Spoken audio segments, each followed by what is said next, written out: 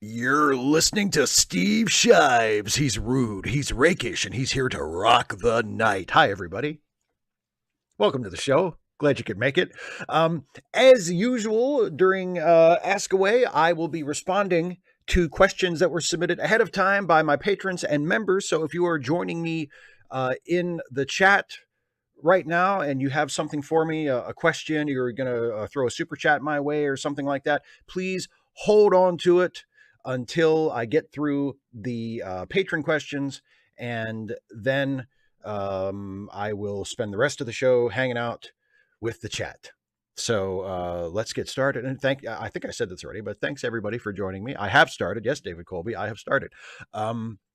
Let's get started officially with the patron and the member questions. And the first one of those comes from Havar B. Hajem, who says, can you do a Nelix special? I want to hear your take on his character within the show. What was good versus what was bad versus good? How would Nelix's character have dealt with a situation where he was stranded? Is it called that in space? With a bunch of Nazi Star Trekkers if they won World War II. Lots of ifs, but it's not a far reach to imagine for how we know Nelix and Voyager. I have put a Nelix topic in the poll for potential Trek Actually topics. But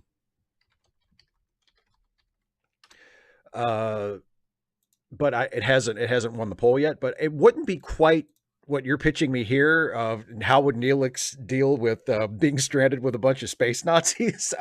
That's actually an interesting proposal, because he fought in a war, right? Was it? I mean, I don't think it was a fascist war, but there was like a civil war or something. Or no, it was the Talaxians versus like some oppressor species, or so maybe it was fascist. I don't know. I remember very little about Voyager because I don't think it's that great of a show, but maybe there's something there that Nelix has something in his background that would have given him some insight or some perspective.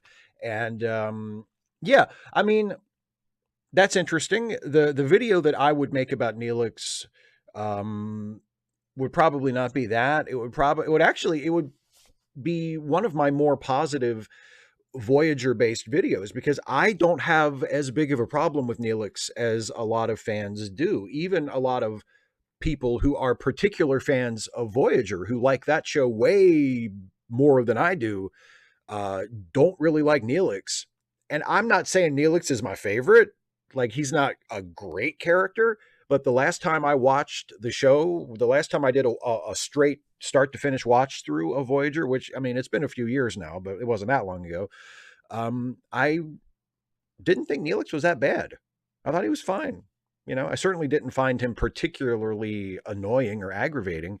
So if I did a Nelix video, it would probably be fairly positive, which hopefully would appease the Voyager fans in my audience who feel that I'm a bit hard on Voyager from time to time.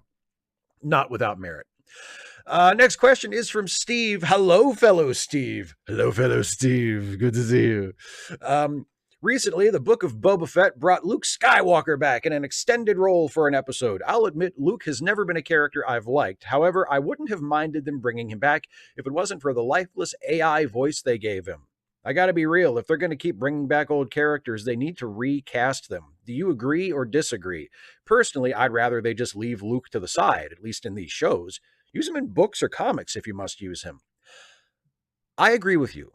And unlike you, who you say you admit Luke has never been a character you've liked, I think I've said this on shows before. Luke is my favorite character. And part of that is because I tend to identify most strongly with the protagonist, or the lead protagonist of a show or a movie or a book or whatever. So I generally, if someone asks me, oh, what's your favorite character from whatever, like, I don't usually pick like a side character. I usually pick the main character or one of the main characters. So Luke is my favorite Star Wars character. I really like Luke, but I don't want to see Luke in The Mandalorian, like, at all. It's not his show. And it feels really fan servicey and cloying to pull Luke into it for really no reason. It's like, oh, and here's Luke. Guess what, everybody? Grogu's going to study to be a Jedi with Luke. Small galaxy, right? Like, it's, you know, it's, So I would prefer they just not bring Luke in at all.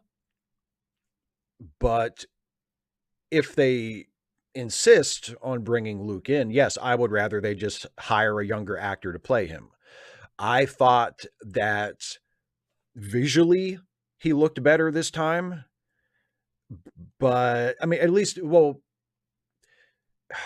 it looked more like young Mark Hamill, but there was very flat, like there was very little emotion on his face. The digital face was not a very good actor. I'll put it that way. The digital Mark Hamill face, it looked convincing like, young Mark Hamill, but it was not a very good actor. And the voice was part of that too. I don't know if that was a completely reconstructed voice or if that was Mark Hamill doing a voiceover performance and they just did something to his voice to make him sound younger. And because of that process, he had to deliver it kind of flat so that it would sound. I don't know what the technical process was, but it didn't sound good. It didn't look good in terms of performance. And yeah, just hire another actor, please. I'm begging you. Just stop. I mean, just don't just stop trotting out legacy characters for no reason except fan service. A, and B, if you do want to bring back a legacy character, just get someone else to play him, please. That's yeah. I am completely on board with you there, fellow Steve. Mourn. Boy, I hate it when people just write essays instead of a question. That's really, really annoying. Mourn, just God. Thank you for that, by the way. That was Black Cover 95. In my canon-proof Star Trek show, you mentioned the idea of Mormonism being depicted as the one true religion in your Star Trek show, as well as having a starbase located on Kolob. While I do like the idea of Kolob being canon, I'd like to propose a different religion, which I feel would be better suited: Scientology. For bonus points, have all the beliefs of Scientology be canon, but never once acknowledge the religion itself as existing on the show. Not even a hint or allusion to it. What do you think? That's also good. That works too. I like the Mormonism thing, but yeah, having the beliefs of Scientology be acknowledged as all completely real within the universe, but never mentioning Scientology, that I like that too. That's actually a more subtle joke. And you know what? Why not both? Why not have both Mormonism and Scientology be 100% true? I'm okay with that. But yeah, that would be fantastic. Because I mean, if there is a goofier religion than Mormonism, it's Scientology. Wayne Twitchell, Felix Feltfinger. Is Star Trek actually good at Star Trek? Sometimes. I'll say more often than not. I mean, if Star Trek was that bad at being Star Trek, I don't know if I would be a fan of Star Trek, to be quite honest. Yeah, Star Trek is. I would say Star Trek is above average at Star Trek. Yeah, I would say if Star Trek had a batting average of how often it was good at Star Trek, I would say it's probably a solid 300 hitter, which if you're not a baseball fan, that might sound like a low percentage. But I mean, it's really tough to be good at Star Trek. It's like it's the dramatic equivalent of hitting a baseball. So a solid 300 average is actually really good. But no, that's pay no attention to any of that. I would say it's generally pretty good at being Star Trek. Agent Meister, Paldor Joyce, Steve. You've said in the past that Lwaxana Troi is one of your least favorite characters in Trek, something I agree with. In my view, she is second only to Nelix. See that? See? And making my eyes roll when she's on screen. But what I want to know is if it's because you think Majel Barrett's portrayal of her leaves a lot to be desired, or if it is just the character as she is written. I have no opinion on Barrett's acting one way or the other, but I would like to remind you of the TNG episode Dark Page, where repressed memories of the death of Lwaxana's daughter Kestra begin to resurface. I thought Barrett's acting was frightening at times and had me near tears by the end. Also, I know season 1 gets a bad rap, but I think she nailed it in her debut, establishing herself as the mother-in-law from hell. Finally, I know Star Trek novels aren't your thing, but Peter David did a good job with the character in his book Imzadi, especially in her interactions with Deanna and Riker. Thoughts? I read Imzadi when I was a teenager, but it's been so long that I don't really remember anything about it other than I remember the Guardian of Forever being involved somehow. Um, I remember nothing about Lwaxana in the book. I mean, it makes sense because Imzadi is a novel about Riker and Troi, so it makes sense that Lwaxana would show up at some point. But I don't remember anything about it, so I will take your word for it that she's handled well in that. I am not really a fan of the episode Dark Page. That is one of those episodes that people who like Lwaxana bring up frequently when I mention how much I despise the character. And I'll be like, what about Dark Page? And I don't think it's that good of an episode. And I don't think that she is any better as an actor in that than she is in most of the rest of the series or the rest of her appearances. I think when she's crying at the end, it's phony and maudlin. I think she's a bad actor. Like, I think to answer your question, part of it is that I don't think Majel Barrett is a very good actor. I just think she's a bad actor. I thought she was fine in The Cage, the original pilot, where she played number one. I think she's fine there. And I mean, as Nurse Chapel, as long as she didn't have a whole lot to do, she was okay. When she had to emote, I don't think she was all that great. But she was fine. But as Lwaxana, it's a combination of her being a bad actor and probably also an actor that just regardless of whether of how good or bad she is as an actor, just generally speaking, not very well suited to that part. And the fact that the character is written to be just really obnoxious and off-putting. I think that the writers are going for her to be a funny character and kind of a zany sort of daffy, like farcical character, like, oh, she's like you say, she's the mother-in-law from hell. And she comes in and she throws everything up, everything's turned upside down whenever Lwaxana Troi shows up. I just find her off-putting. She has what we wrestling fans refer to as go away heat. In wrestling, there's heat. And in the context of how you feel about a heel, a bad guy wrestler, heat is when you have a negative reaction to the heel, where you want to see you're angry at the heel. The heel is pissing you off, and you want to see the heel get their comeuppance. You want the baby face to come back and get revenge on the heel. That's when the heel has heat, right? But there's also a kind of heat that's called go away heat, which is where you just don't want to see that wrestler anymore. It's not that you don't like them and you want to see the good guy come back and kick their ass. You just don't want to see them anymore. You're sick of them. You don't like what they're doing. You're bored by them, or you're offended by them, or you're pissed off by them in a real way, not in a wrestling fan, like, oh yeah, kick his ass. But like, you just really are just tired of seeing them and want them to go away. That's the kind of heat I have with Lwaxana Troi. It's go away heat. It's like, no, I don't care. I see what you're going for. I don't think she's funny. I don't think she's interesting. Stop trying to get me to sympathize with her. Stop trying to get me to feel sorry for her. Oh, she's lonely. Oh, she has a dead kid. It's too late. It's too late. The best thing you can do is not bring her back. So I will give her this much. Half a Life is a decent episode. That's probably the best Lwaxana Troi episode that they ever made. Half a Life is a pretty good episode. But I mean, not because of anything spectacular that Majel Barrett does. I think it's carried by David Ogden Stiers, who plays the Timothy, the scientist who's gonna end his life. And she is, and basically as Lwaxana, she doesn't fuck it up. But it's a combination of the actor not being very good and not being right for that part, and the part itself just not being written to be appealing on any level. Bruce Bardup says, if conventional current propulsion could get you and a small group of explorers to, say, Alpha Centauri and slow you down so you could survey planets on a flyby, etc., but it would take 40 years one-way trip, would you go boldly? Probably not.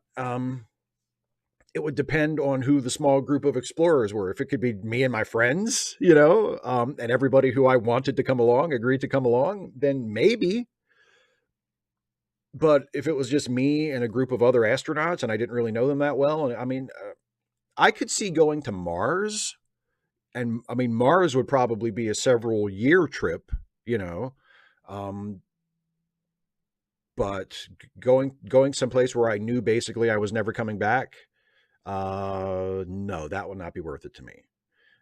But taking an extended space voyage where it would last, I would be away for a while, but I know that I would be back. That's one thing. But like going off into space never to return, I'm not. That's not really my. That's not really my my ambition. um, Danny K. Hey Steve, first get your facts straight, then distort them at your leisure. Rule of acquisition or not a rule of acquisition? Thanks. Hope all is well. If it's not a rule of acquisition, it should be. I mean, that's perfectly phrased. I don't know if you wrote that or if that's a quote from something. If it is, I don't recognize it.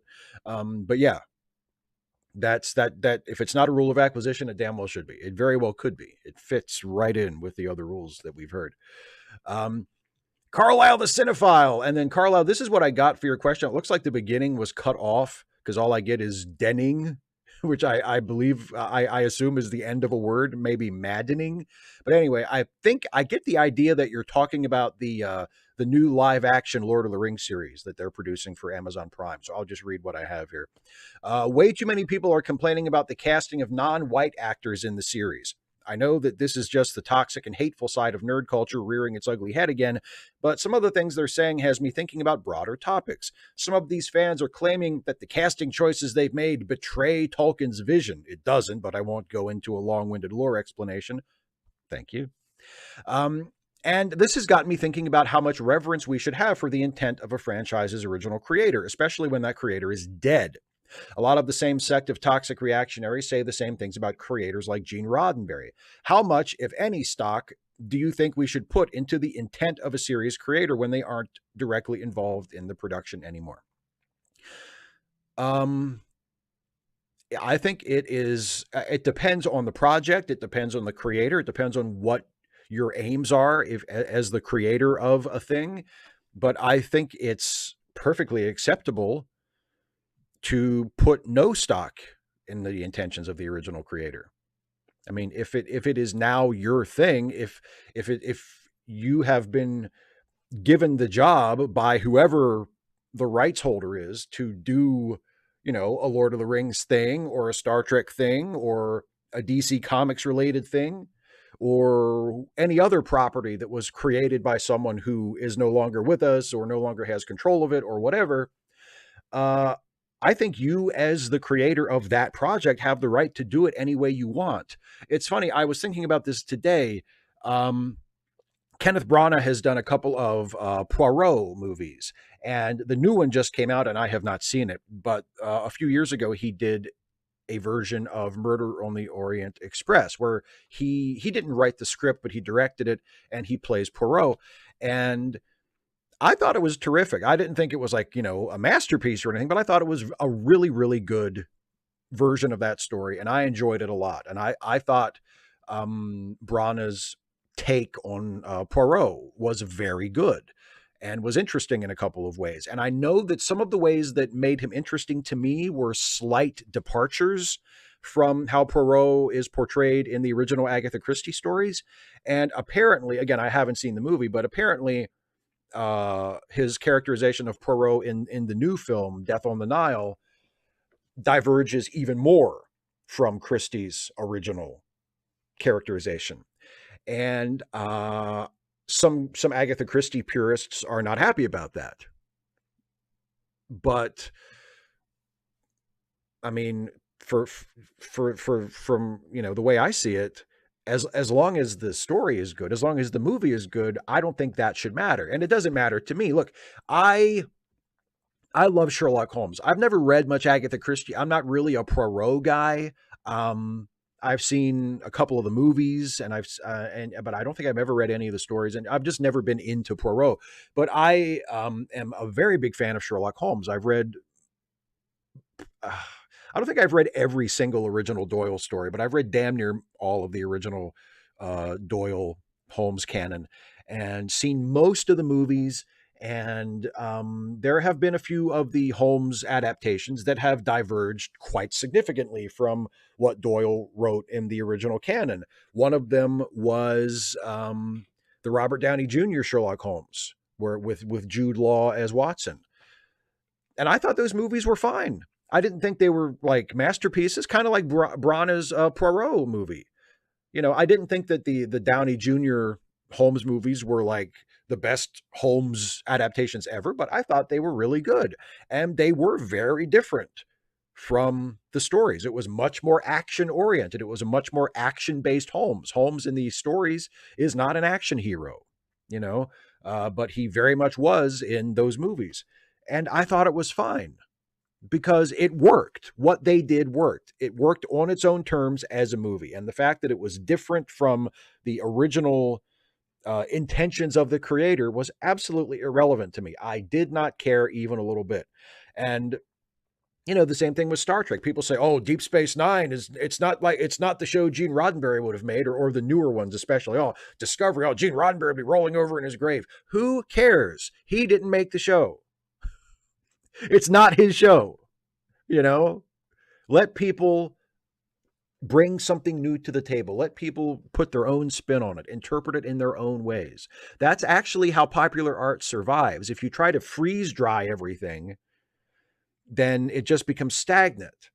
You have to allow people, especially if it's a thing like Star Trek or God help us, like Lord of the Rings, where new stuff is being made, where there are new adaptations being made, where new artists are taking this source material and are recreating it in film or television or whatever.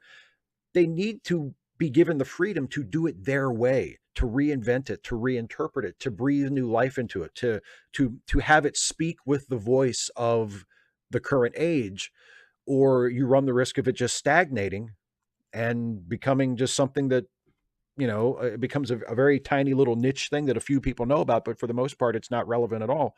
And I mean, I don't want that for Star Trek. You know, I don't want that for my favorite things. If they're going to endure from generation to generation, I would like them to live and breathe, you know? So yeah, I mean, I think it's, like I say, it depends on the project, but I think it's completely fine to utterly disregard the intent of the original creator. Madeline says, "Good evening, Steve. I hope you're doing well. I realize this is a slightly malicious question, but if you had to re-review either Birth of a Nation or Twilight, which would you pick?" This is actually an easy one. I would much rather watch Twilight again than watch Birth of a Nation. For one thing, Twilight is an hour shorter. For another thing, Twilight, for all of the numerous shortcomings that Twilight has, and there are many, and Jason and I talked about a lot of them, but not all of them, believe it or not, but talked about a lot of them on the most recent episode of Late Seating. But at least you can say for Twilight that it's not overtly, willfully racist. You can say it's a little problematic. I think Jason mentioned that in our review, that, oh, isn't it strange that the vampires are all like these pure, gleaming white people and their enemies are werewolves who are depicted as Native Americans, who are the only people of color of note, like in the story. That's a little problematic, you know, but it's not overtly racist, right? Birth of a Nation is overtly racist. It is white supremacist propaganda. And I would much rather watch Twilight. I would much rather watch an awful teen vampire movie than watch one of the most racist movies ever made. Even though on a purely technical level, and this is the genius of your question, I think this is kind of what you were going for. Birth of a Nation, in terms of its content, in terms of especially its moral content, is utterly despicable. But technically, it's a way better movie than Twilight. Like, just purely on a technical level, it's a way better movie than Twilight. Twilight, on the other hand, technically is garbage. and in terms of its content is also garbage, but at least it's not super racist. So, it's not as objectionable morally as Birth of a Nation. So you have one movie that is absolutely reprehensible morally, but is technically brilliant. You have another movie that is not objectionable morally, but technically is a mess. So yeah, but I would much rather re-review Twilight easily. Hey, Steve, hydrate. So this week, Canada stopped being Canada. I'm not worried. I don't protest, but for those who do, man, it's going to get tough. I know those on the side of the PM are thinking we won, not understanding what it is they won. Mandates coming down, things getting better with COVID because of the numbers, and boom, more powers to the police. In southern Alberta, the convoys stopped blocking the border, but in Ottawa, they're still there. Also in Winnipeg, but who cares about Winnipeg, am I right? I know you might be confused, but in the summer, when the Aboriginals in Canada are being beaten like baby seals because of the extra powers from the police for the crime of protesting their lack of clean water, you'll understand, right? This is a travesty, pure and simple. But I understand you're upset. Some guy in front of you is driving too slowly for your liking. It's a video that I made. No, I think I hope that you don't turn out to be right, but I think that is a valid concern. You know, if the police in Canada take the powers that they have been given and the tactics that they use to disperse finally that right-wing protest, the mask mandate protest, and they use those on other protesters who are protesting for more legitimate reasons, then that is definitely a horrible thing. I hope that doesn't happen. But I mean, that's why police reform here in the United States is such an important issue.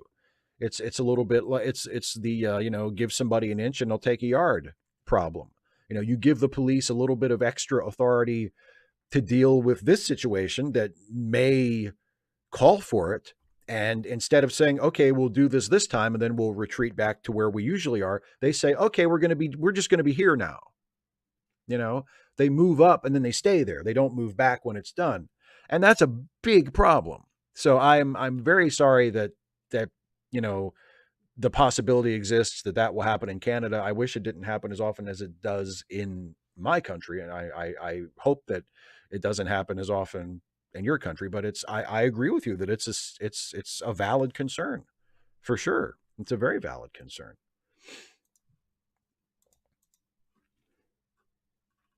Here's one from General Contact Unit Problem Child.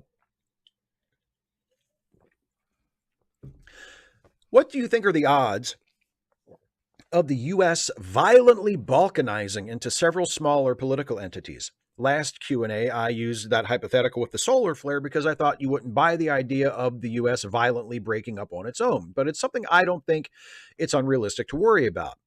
Like, there are two scenarios I think about a lot. One, a Democratic administration does something that really pisses off the insane far right, and they start doing armed uprisings in right-wing areas like the South.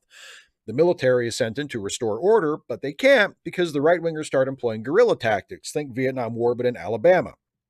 Two, a GOP administration becomes a fascist dictatorship, and several years later, there are popular uprisings in liberal cities as living conditions have become intolerable.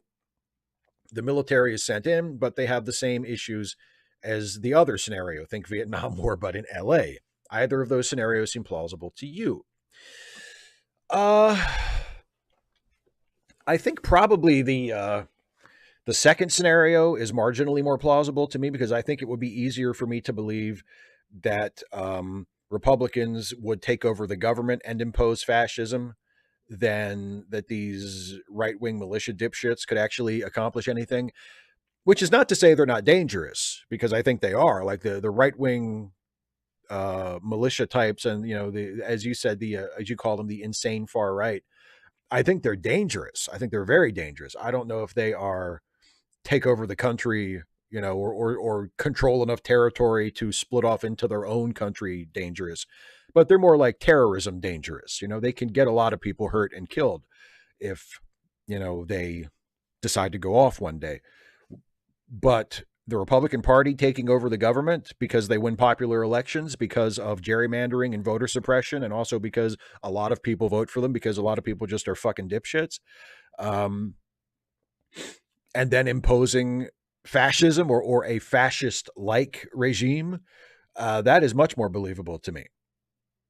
And in that situation, it's also believable to me that uh, people who are anti-fascist or non-fascist, who are tired of living under the boot of fascism, might rise up and try to start something in their areas. I don't think either of those is all that likely to happen, but I think the second one is more likely. Yeah.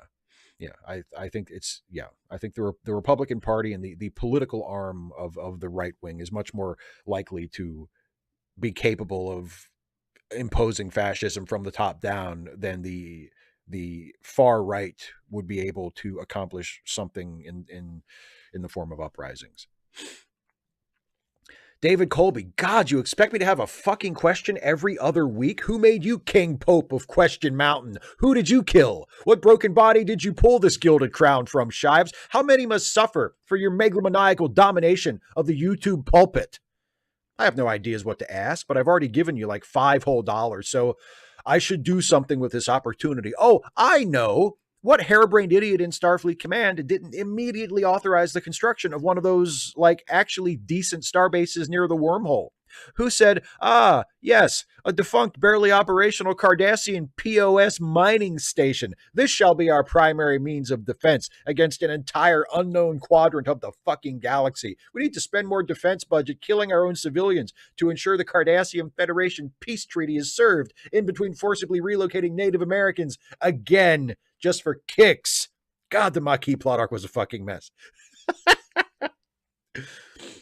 You point out certain holes in the plotting of Star Trek Deep Space Nine, which I agree with. But you're right. Like, given the fact that the Federation seems to be flush, that they seem to be a post-scarcity society, and that they don't have much trouble building giant, brand new, spiffy star bases whenever they want, it does seem a little odd that they would choose to just staff the Cardassian outpost near Bajor instead of just blowing it up and building their own like that. But I'm glad that they went the way they did, because Deep Space Nine, that's one of the things that makes Deep Space Nine such a visually interesting show, especially when compared to the other shows of that era of Star Trek. It just looks different. You know, they're not on a starship. The architecture is different. The set design is different. The lighting is mostly the same, but every once in a while, Deep Space Nine would get a little creative with the lighting in a way that TNG never really did. And it's just better that way. So, yeah, it doesn't make as much sense from an in-universe perspective, but it's the better artistic choice, and I'm glad that they went that direction. And as for the Maquis arc being a fucking mess, yeah, I would say so. I think it was probably part of that was that the Maquis arc is a victim of what was going on in Deep Space Nine around season 2, 3, 4, where they were sort of, they wanted to do long-term storytelling, but they couldn't quite settle on what the long-term story was going to be. So, you know, for a while it seemed like it was going to be stuff related to politics on Bajor, and then they kind of shifted to, well, maybe we'll set up the Maquis, and maybe the Maquis will be an ongoing story. And it was a recurring story, but it never really became the big focus of the show. And then they tried to do something with the Klingon War, and that fizzled out really quickly. They pivoted not long after that to the Dominion War, and it just, once they picked the Dominion as the long-term antagonists, and they just kind of settled on that and said, okay, we're going to do this, we're going to run with this, then it was, you know, it kind of settled down. But for the first 2 or 3 years, you could tell they were kind of gearing up for stuff, and then they'd be like, I don't know, you know. So I think part of the reason that the Maquis arc feels like it was kind of a mess is because it was a victim of that. Dana, the sucker for comments and stories. I love stories about very small Steve. Will you please tell us about the first time you watched a Superman movie, complete with details about location and family and first impressions, and what made it click with you in ways that other stories hadn't? Oh, and as it's only Wednesday night and you don't have a real job, will you please look for photos of very small Steve that you would be willing to share with your adoring fans? So I do have some photos of very small Steve. Let me find them here.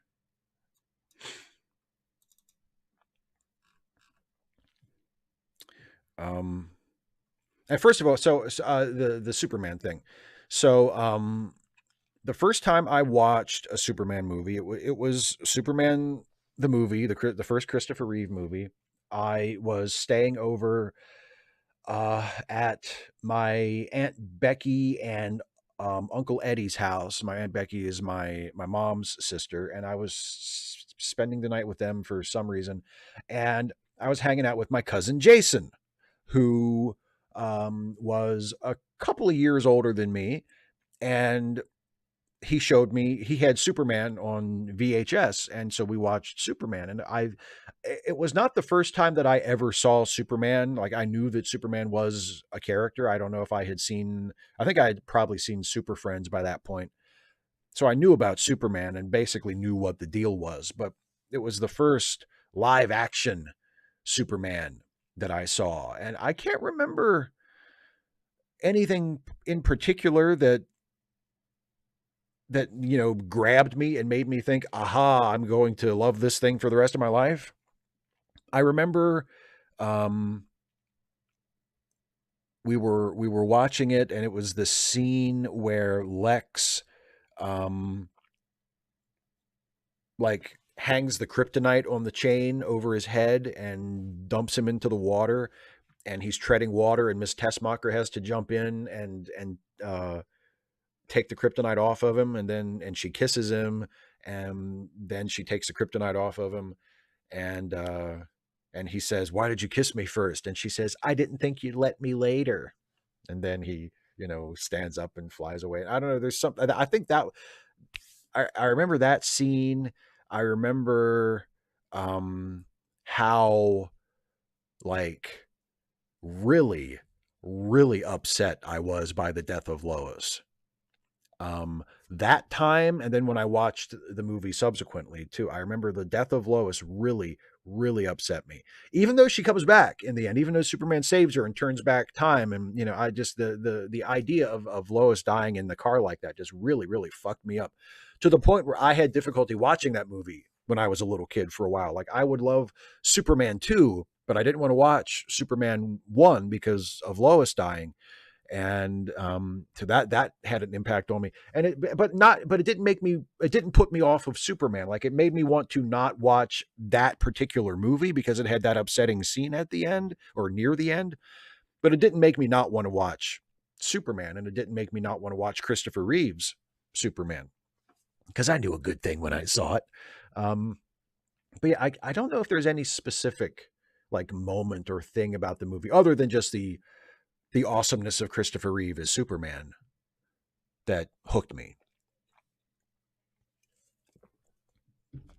But as for pictures of small Steve, let me see. So here's one. Actually, I don't think I can drag these. I think I have to add these manually.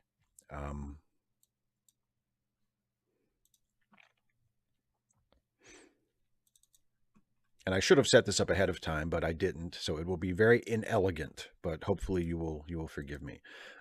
This is one of me as a little baby, as you can see, and that is my pap holding me. And I'm in Pap's house right now. Yeah, we'll do it that way. I'm in Pap's house right now. This is Pap's house. I mean, and that's Pap in this house in the living room, holding me and feeding me as a little baby. Um, Let me see, and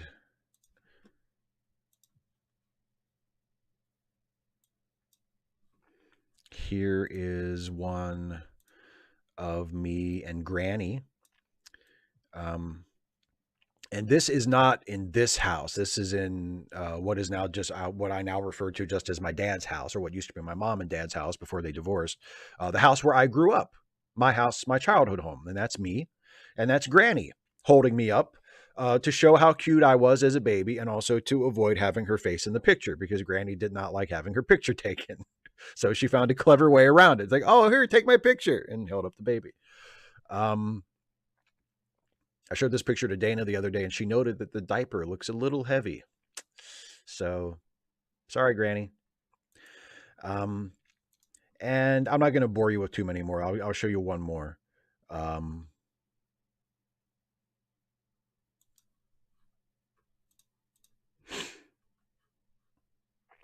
here's one more of me and Pap. And again, this is from this house. This is from the kitchen. If you've seen videos that I've done in the past year or so that were made in the kitchen, like the Ask a Professional YouTubers, you recognize the wood paneling there. That's in the kitchen. That's me as a not quite a baby, but maybe like a toddler. And it's Pap zipping up my jacket, and notice the baseball cap. The habit had begun at such a young, tender age. They got me. The big baseball cap got me so young, got me hooked so early. But yeah, those are some pictures of small Steve. So there you go. Hope that hope that was acceptable, Dana, and thank you for asking.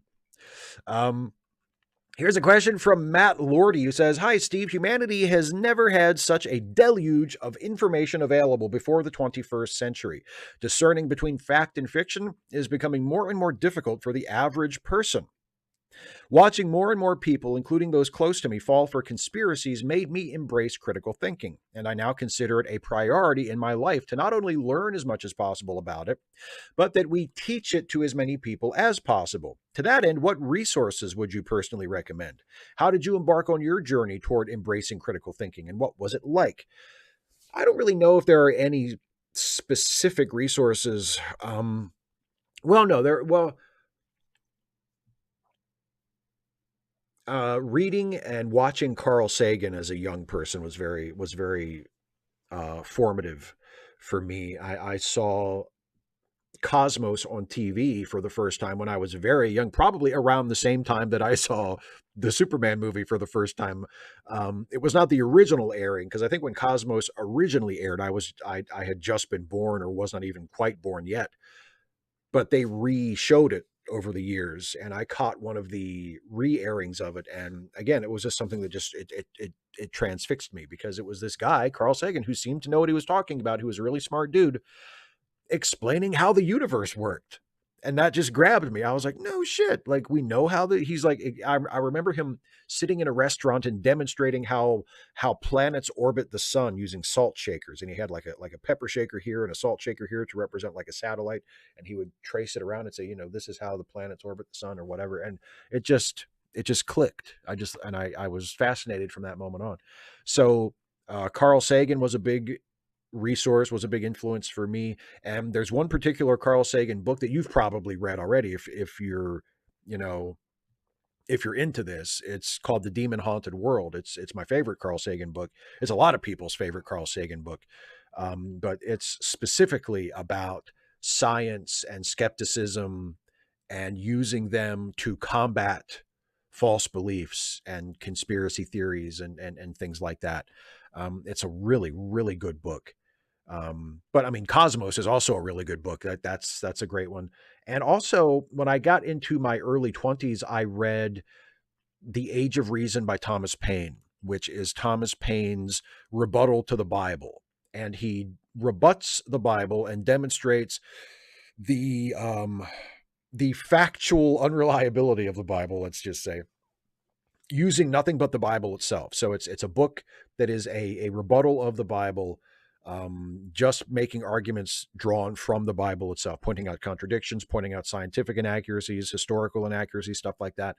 Um, and it's good, and it's valuable, not just to sort of come up with arguments to stick it to Christians, because that's not anything I worry about. Um, but the methods that Paine uses, the arguments that he makes, are good examples of rational, logical arguments that you could make to show that a conspiracy theory has bad evidence or is based upon faulty premises or has a logical contradiction at the heart of it that can't be overcome or whatever. It's just that was also a big formative thing for me. So I would say Carl Sagan and Thomas Paine are big ones for me, and probably also Voltaire. I think I read or I didn't read it, but somebody asked me. I think Dana might have asked me the question. Um, a couple of askaways ago, and I mentioned the Voltaire's essay on religion. That was also a big influence on me and on my critical thinking. So there you go. Hope somewhere in all of that mess was something that you could use. Isaiah Taylor. So, Steve, I'm in Cocoa Beach, Florida, part of my Titusville survey trip, and I just visited the Atlantic Ocean on a full moon at night. And let me tell you, it is one of the most mysterious yet terrifying experiences of my life. Even on a clear full moon night, the winds howled at gale force speeds. The ice cold winds whipped at the hard sands. The full moonlight gleamed off the frothing waves, which resembled an evil, unknown, massive sea monster made of ooze. All of this was from just standing from the footbridge. Not to mention the omnipresent roar of the waves, like the dull drone of a jet engine. In my mind, an NOAA weather radio broadcast the danger, and I wish I had a bright flashlight to pretend I was a lighthouse. I called the experience Neptune's might. Steve, have you ever become transfixed by nature's awesome might? P.S. No, I can't swim. Well, it's a good thing that you stayed on the footbridge then, buddy. Yes, I have. Not so much by nature's might. I mean, I've only been to the ocean once. I've been to the Atlantic Ocean once, and the experience I had was not quite as profound as the one you describe, but it was quite something. I mean, it was a big deal, to be looking out at the water and to realize, that's the Atlantic Ocean. That's the ocean, and to be aware of how immense it is. Like you're standing at the edge of the ocean. Actually, to bring it back to Carl Sagan has a phrase that he uses in Cosmos where he describes us being on Earth as standing on the shore of the cosmic ocean. And now I was on the beach standing on the shore of the actual ocean, and it was a profound experience. And now I know what Carl Sagan was talking about. So yes, I have. It wasn't as powerful as what you described, but I've had smaller versions of that over the years. There are a lot of waterways near where I grew up and where I live now. And if you go to a river or a creek, and especially if it's after a storm, after it's rained and the water level is higher, and the water is the river or the creek is rushing really fast, and you can just see the water running by, and there is a sense of, it would be so easy to just be carried away by that. Like that's the power of nature, even in something so small and relatively insignificant as like a local creek or a relatively small river, could sweep you away. Like you would be helpless against it. And that's just an infinitesimal example of nature. So yes, I've had little experiences here and there where I have been reminded of the bigness and the power of nature relative to me, relative to individual people. And yeah, it is awesome. It is awesome. So I'm glad that you had that experience. That sounds quite cool, and good name too. Neptune's might sounds like something that Willem Dafoe might say in The Lighthouse, which, oh boy. Oh, don't get me started on The Lighthouse. Stephen G. Clenard. Steve, you're a DC Comics guy. Maybe you can help me with some questions that have been vexing me for some time. There seems to be a lot of incidental property damage in superhero shows. Cars, in particular, seem to be prone to getting pancaked from falling combatants or to being crumpled and thrown at adversaries.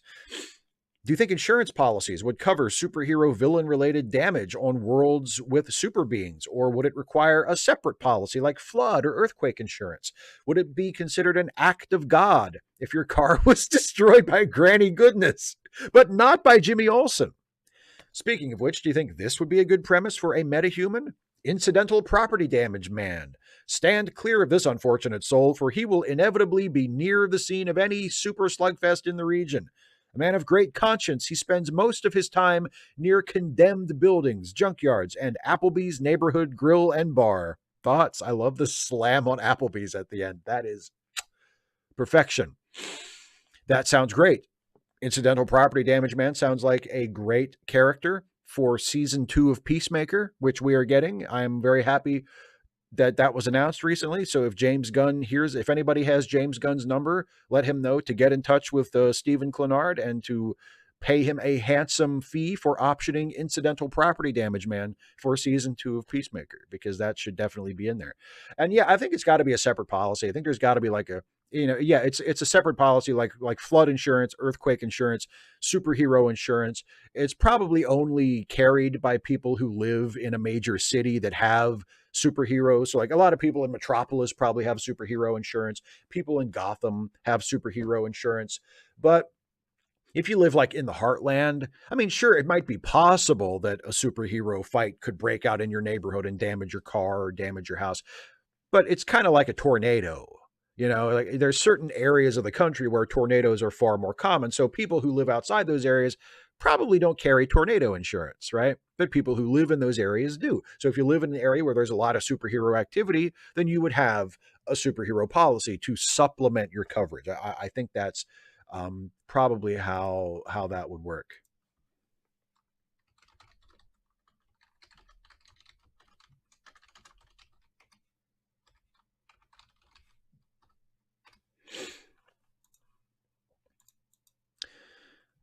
Jim Baker. I've been sitting here for an hour trying to think of an interesting question, but it's hard to know what questions will provoke a good discussion and which ones will simply be one or two line answers. In order to solve my quandary, I've decided to give you a few questions to choose from, and you can spend your time on the most interesting one. Do you have any favorite historical quotes? How far out of Maryland have you traveled? Is there anywhere on your bucket list you would like to visit? Do you think there is intelligent life outside planet Earth? My favorite historical quote is the opening line from the Declaration of Independence, when in the course of human events it becomes necessary for one nation to dissolve the political bonds which have joined them to another. No one talks like that anymore. No one writes like that anymore. I just think it's elegant. The furthest I have traveled is Guatemala. I do think there is ET life.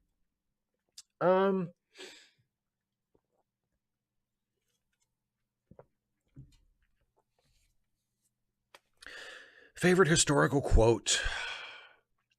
I mean, nothing leaps immediately to mind, so I probably don't have one, but I've always liked the Lincoln quote, which is from his presidency, and he was referring to the Civil War, and he said something like, the question is not whether God is on our side, but whether we are on God's side.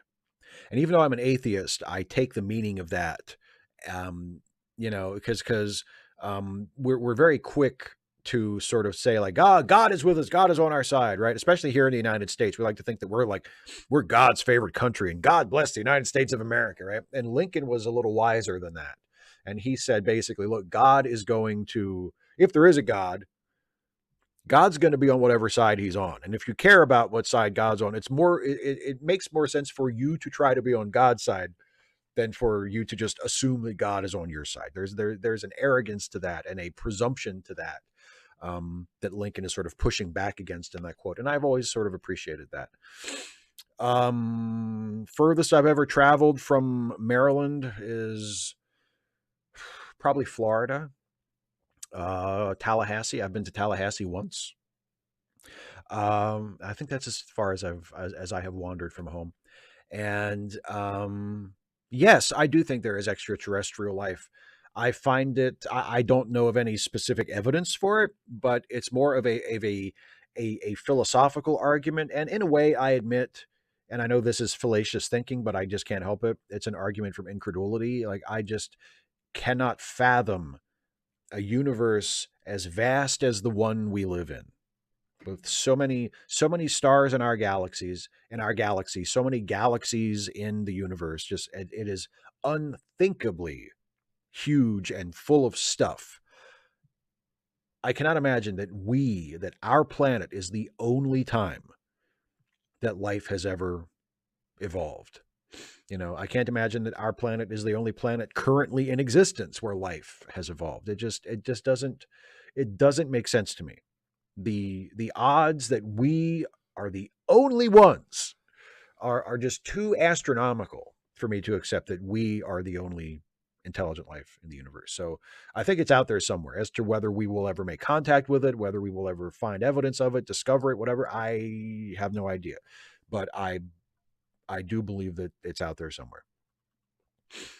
Some random geek who says anyone who is pro-capitalism is pro-ableism and exploitation. Joanna put out a new begging bowl. It is updated in the charity links, and I will put it into the live chat. And here's the truth. She frequently doesn't get bites on it. It feels like I have to give her money, charging my credit cards sometimes until their limits. I will forever maintain my credit card limit of $23,000 just to make Joanna and others have rent paid and cash for food. I will have to check my bank and credit card statements each time Joanna DMs me. The end of the month is the worst for Joanna. I'm not complaining, just venting.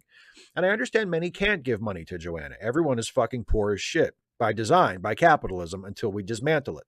Also, Joanna and Phoenix are for a revolution, or at least the end of this system. Why do you say, what if the revolution kills Joanna and Phoenix when they are for the revolution? Why do you feel it is okay to speak for them? Do remember I have only 1,000 characters here and 200 characters in the live chat. Well, I'm not trying to speak for them. I'm just pointing out that a lot of the people who are the most vulnerable now under the current system will be the most vulnerable during and after the revolution too. I mean, it's not if Joanna and Phoenix support a revolution, then that's great. They have that right. I imagine there are other people in comparable situations to theirs who wouldn't. You know, and even if they do support it, if it is something that could likely get them killed or get a lot of people in their situation killed, I would have a hard time supporting it on the basis of helping people like that. You know, but no, I certainly don't mean to speak for them or to say that they don't have a right to support any particular thing that they want. But I mean, it is what it is, you know. And yeah, and I will mention the charity links at the end, of course. And hopefully there will be more bites, and hopefully Joanna can and some of the others who are represented in the charity links as well can get some help.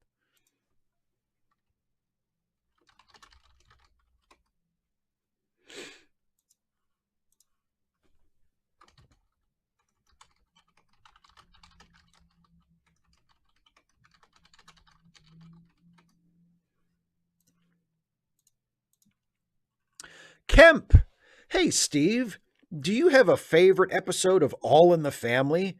Who would you cast as Archie Bunker in a remake? As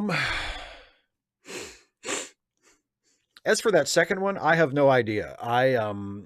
Woody Harrelson has played Archie a couple of times in those live sort of restagings of All in the Family episodes that they've done for ABC, and he's been fine. Maybe with more preparation and more of a chance to really get into the role and make it his own, he might be okay at it. But I mean, I off the top of my head, I can't think of anybody. But my favorite episode of All in the Family, it might be the Draft Dodger, the Christmas episode, where Mike's friend David, who has fled to Canada to avoid the Vietnam draft, sneaks back into the United States for the holidays to see his family and ends up having Christmas dinner with Mike and Gloria and Archie. And it's a really, really funny episode and a really powerful sort of dramatic episode. Archie goes up when Archie finds out that David is a draft dodger. He has some reactions that are both really powerful dramatically and also just absolutely fall down on the floor funny. You know, he goes off on a rant about, you know, do you think that the people in this country have a right to say whether or not we go to war? You couldn't get a decent war off the ground that way. Like it just his tortured thinking is incredible. But yeah, probably that. There are so many great episodes of All in the Family, but I think the Draft Dodger is one of my favorites, if not my very favorite. Jacob Monroe, hello, Steve. You probably knew this question would come up tonight. Cody Rhodes leaving AEW? Does he hate being a heel so much he'd rather just leave? If it's about money, he's not getting paid like CM Punk is, at least not by Tony Khan. He might have been worth it a year and a half ago, but his booking has been terrible ever since he started using his last name again. Your thoughts? I never thought of it quite like that, but you're kind of right. Yeah, as soon as he started going by Cody Rhodes again instead of just Cody, that's when his programs kind of started to suck a little bit. I love Cody. I think Cody is a great wrestler. I think he's a great promo. Um, he's one of my very favorites. I'm very sorry to see him leave AEW, and I will be even sorrier if he does join WWE, because that will mean I can't watch him, because I don't watch new WWE stuff just as a matter of principle. Um, so that would be unfortunate. But yeah, I'm not sure what he's thinking. I don't think anybody except maybe Cody really knows what he's thinking. Apparently, he was asking for more money. Um, he wanted to be paid comparable to Bryan Danielson and CM Punk, which I don't think is reasonable. I mean, Cody is or was one of the top stars in the company, but does he deserve to be paid on the same level as Bryan Danielson and CM Punk? I don't think so. And if Cody genuinely thought so, I think he probably needs a reality check, you know? And yeah, his more recent feuds have not been good, have not been terribly interesting, have not resulted in particularly good matches. He's been kind of rudderless for a while now. Um, the fans booing him, even though he's a babyface, and him not turning heel. I cannot imagine someone who has been in and around the business for their entire life, like Cody has, who has seems to have a pretty sharp mind for the wrestling business, as Cody does, would not see that as the opportunity of a lifetime. Can you imagine what an amazing heel Cody Rhodes would be if he cut a promo where he said to the fans, I didn't turn on you, you turned on me, right? Do that. Go with that route. Like I gave you everything. I was one of the founders of this company, you know? I gave you everything I had and you rejected it. You threw it back in my face. I didn't turn on you, you turned on me. Well, now everything I ever told you is out the window. I promised I wouldn't ever compete for the AEW World Championship ever again. I said that because there was a bond of trust between me and you, the fans. Well, guess what? You have broken that trust. So now all bets are off. I am once again challenging for the AEW World title. And let's say he beats Hangman for the world title and cheats in order to do it, does some underhanded shit to win the world title. And then, holds it for a good long while and beats all the other top baby faces. And then finally it comes down to Cody Rhodes versus CM Punk for the title. And Punk is the one who finally defeats the reviled, evil, hated heel Cody Rhodes and wins the world title back. That would be amazing. And I do not know why Cody would not jump at that chance. I guess maybe he's a little more of a mark for himself than I thought he was. He maybe has a little bit more of an ego than I thought he did. Like maybe he genuinely thought he was good enough that he could turn this back around, that he could get the fans to cheer him again, even though they clearly didn't want to cheer him, even though they clearly wanted to boo him. I don't know. But it is a surprise and it's a little confusing and it's too bad, because as I say, I'm a fan of Cody's and I wish him well wherever he goes. But it is kind of a bummer that he's not going to be on. Apparently he's not going to be with AEW anymore. Even though, as you point out, the last few months, his stuff has been kind of shitty. Joe McClory, I know your stance on giving up on electoral politics, but as time goes by, I wonder if not that time and money spent trying to make it better are wasted, but if they are a bad investment for making things better. What are your feelings about doing the bare minimum to support the most progressive politicians available by voting for them, but doing nothing else and spending that time and money on more direct support for people and organizations that help people but do not try to impact politicians? Is it still seeding the ground to the right? Or are visible results that help people worth the risk that our people may be more kind, even if our leaders are more cruel? I think that's what you're describing is okay. I mean,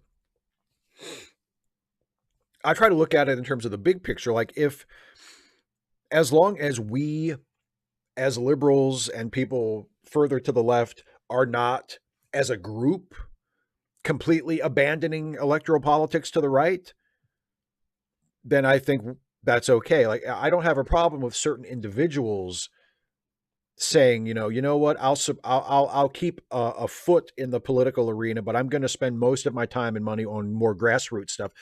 I don't have a problem with that at all. I think that's good. Probably, I think direct support, and supporting local organizations, and supporting organizations that help people that aren't necessarily um, directly political in nature. I think that's a good thing, as long as we as a community, as a group, are still doing what we need to do to hold our own politically. I don't have a problem with that at all. I don't think you have to consider, one being more important than the other. I think as a whole, we can do both, and we should do both. CMAC, who was admonished by Ms. Cole to get his question in. Hi, Steve, and C. Dana. I hope you're well. I really enjoyed your slow driving rant. Don't know why, but it worked. Away from that, Philly has dropped its vax requirement for indoor dining, citing lower virus levels. Okay, we want people vaxxed. I can see tying virus levels to mask requirements, but to vaccine mandates seems like ridiculous messaging. Your thoughts? Have you seen any other recent ridiculous COVID moves recently?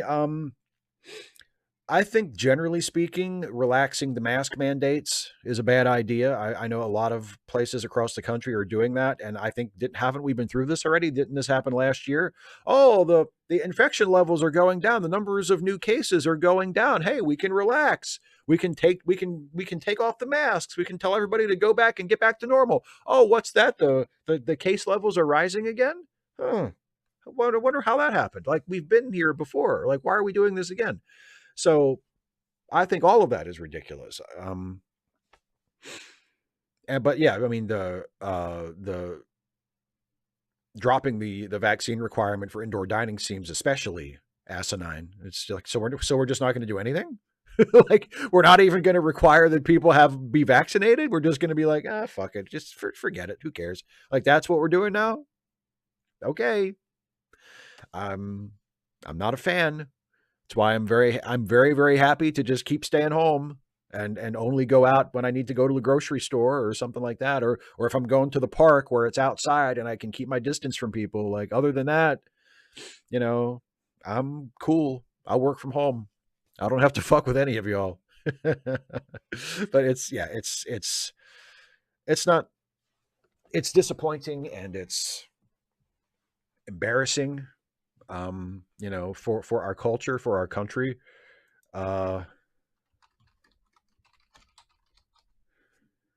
So, not a fan. I'm not a fan of it. And thank you for saying, for complimenting the slow driving rant video. You know why it worked, buddy? Because it was good. That's why it worked. Because it was good. Because it was funny. Because I know my shit. Because I know how to get it done. Because I take care of business. TCB, as we like to say.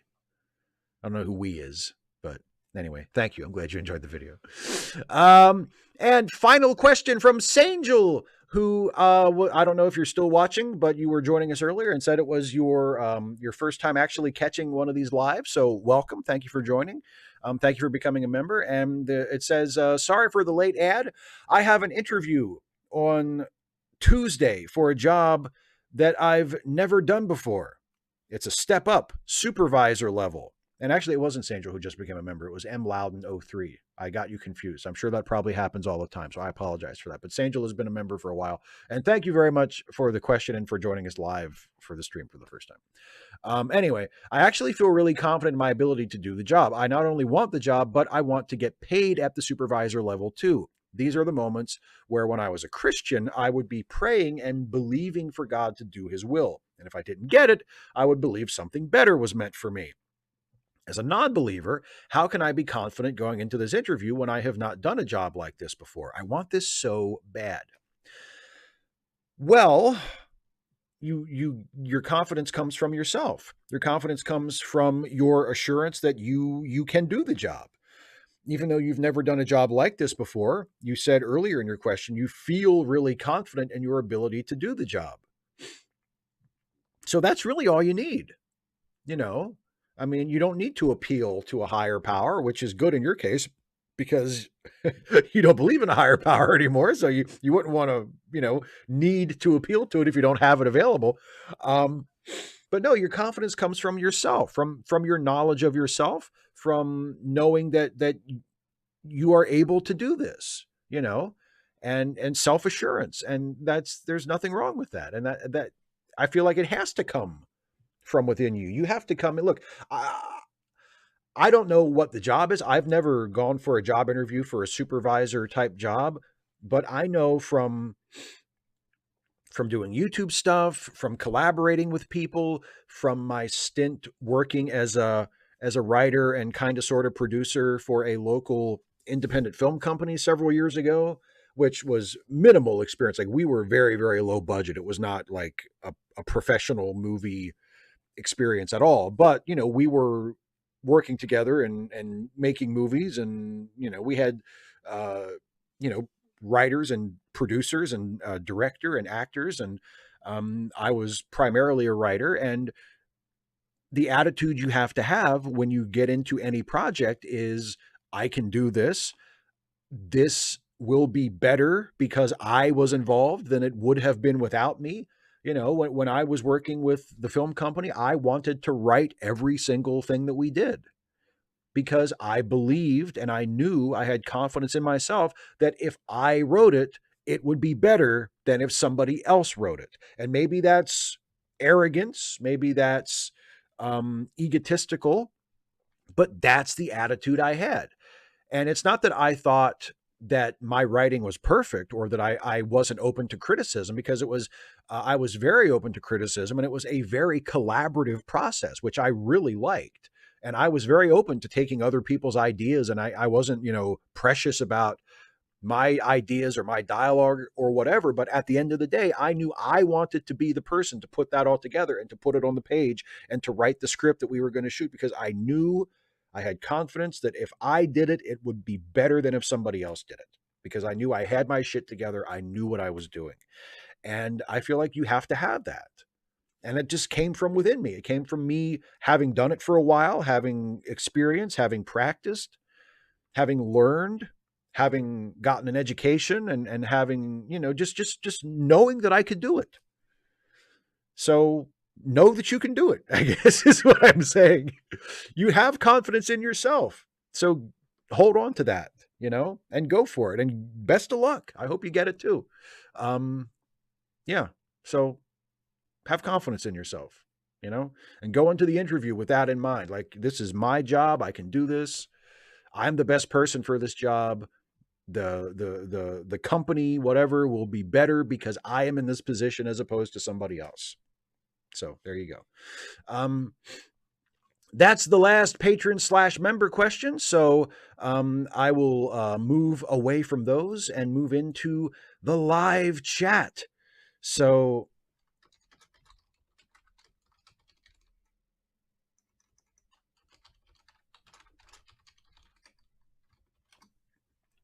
let's see what y'all have to say in the live chat.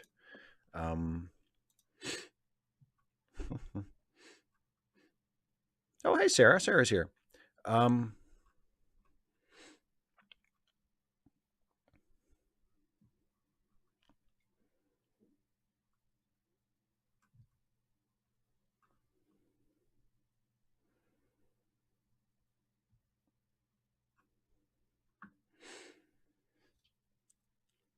Yes, Siamak got his question in well ahead of the deadline.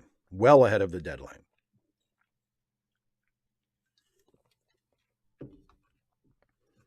So even though Dana doesn't take points off for late work, you would have been fine. Oh, Dana, you're sleepy. Well, you should go to sleep. I'm telling you, you should go to sleep. I know we've talked about it. I think you have a pretty busy weekend, so you should just go to bed. David Colby says, I have to go soon. My planet needs me. Okay, well, good luck to you and your planet. You know, Say hi to the whatever you have on your planet, your folks, whatever, I guess. 2 to 5 AD says, with regard to the intent of the creator question, what if it's a situation like Watchmen where the adapter totally perverts the meaning of the original work? See, I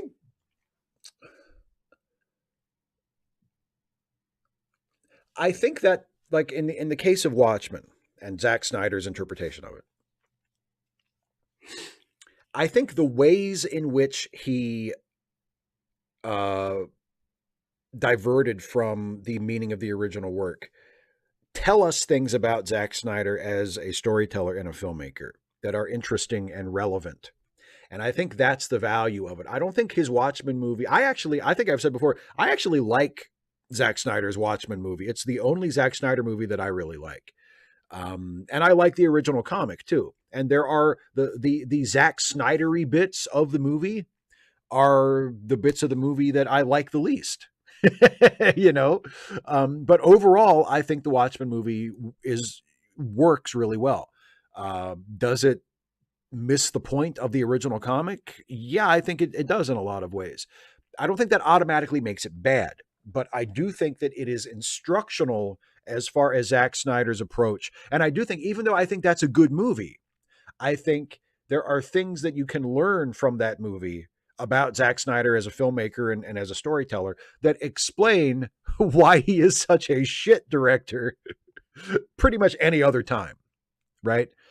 So I think it's instructional for that reason. I don't think that just the fact that it uh, diverts from the original intent of the creator makes it bad, you know?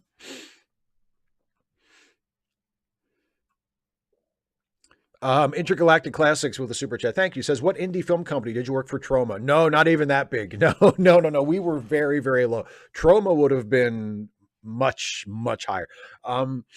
I think they're still kind of sort of active, although I don't think they've done anything that recently, but it was based in Hagerstown and it's called Neon Real Entertainment. And we did a couple of projects that went to regional film festivals, but nothing beyond that while I was involved. But no, it wasn't Troma. No. Yes, and I know Dana does have big news, and I know what the big news is, but I'm not going to say because I think Dana's actually going to tell everybody tomorrow during the Saturday 6 on her channel. So if you want to know what the big news is, watch the Saturday 6 tomorrow on Dana's channel and you'll find out. But I can't say. I'm not saying. I'm not going to tell. It's not my news. It's not for me to say.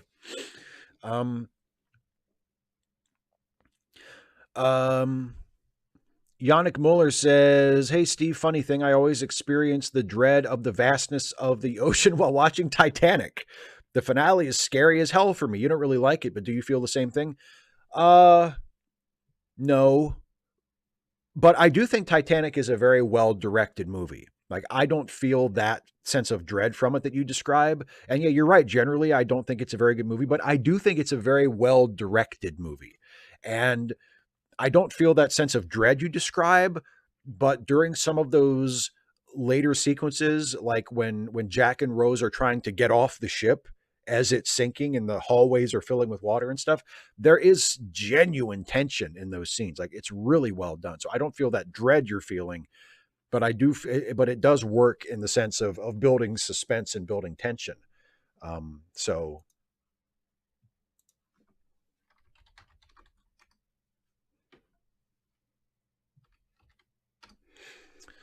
Let me see. And 255 AD had a question about, where was it? It's a little further up here. Yes, Dana, of course I will tell people to come visit your live stream tomorrow. Of course I will. I'm gonna do that last. I'll do it. I did it already. I'll do it right now. Don't forget Dana's live stream tomorrow on her YouTube channel at 6 p.m. Eastern, the Saturday 6. It's linked in the description of this video that you're watching right now. There's a link to Dana's YouTube channel and also directly a link to the live stream that's already scheduled that you can set a reminder for so you don't miss it. I'll mention it again right before I go off the air for this show, but since Dana's winding down and getting ready to go to sleep, I will mention it right now. Don't forget Dana's show tomorrow. Anyway, 255 AD asked, your pap looked kind of black or mixed race in one of those pics. Was that just lighting? I guess it was just lighting. Pap, yeah, Pap was, as far as I know, Pap was white. You know, he was not he was not biracial. He was not of mixed heritage racially. But actually, let me show you another picture of Pap. Um,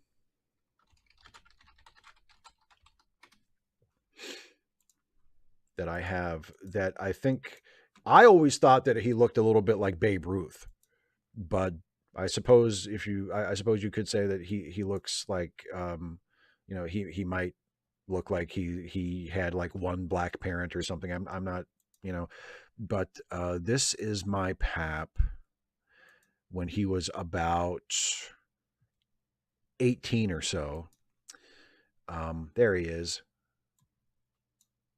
So it looks like, you know, or maybe like some Hispanic heritage perhaps. But as far as I know, he was just a white dude. He was just a boring old white dude. But that's Pap at about age 18 or so, right after he joined the Navy, as you can see, hence the jaunty outfit. So yeah, I think he looks a little Babe Ruthish myself. And I think there's a resemblance to me too, as well. Actually, the first time I ever saw that picture of Pap, I was struck by the resemblance to me. And then there's another one that I think is even more. There's another one where he looks even more like me, and it is this one right here. And actually, if I can increase the size even more here. No, it's not going to let me do that. Well, shit. Anyway, you can kind of see it, but yeah, that's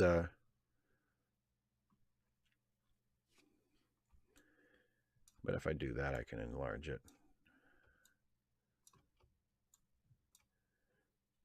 Just to focus on his face there. Yeah, doesn't he look like me in that shot? It's like eerie how much he looks like me. That's also from the same, around the same time when he had just joined the Navy. But yeah, and check out that jaunty hat. But yeah, that's my grandfather, my pap, as a very young man.